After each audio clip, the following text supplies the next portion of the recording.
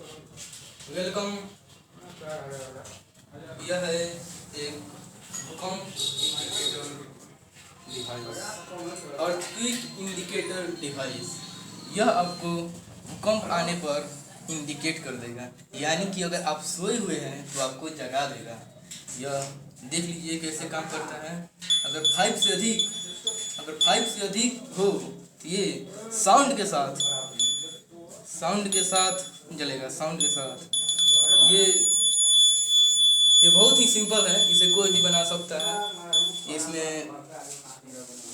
एक बैटरी है, एक साउंड है और एक बल्ब है। आप देख सकते हैं इसमें इसके अंदर मैंने एक मेटल का नट लगाया हुआ है और ये भी एक मेटल का ही प्लेट है। वैसे जब आपस में ये सटते हैं तो यहाँ पे एक्टिव हो जाते हैं। इसे कोई बना सकता है। सच में ये बहुत ही सिंपल है, आप इसे घर पे ट्राई कीजिए। Really it is very simple device. Now अगर 5 से अधिक रिएक्टर स्केल पर भूकंप हो ये इंडिकेट कर सकता है। अगर आप रात में सोए हुए हैं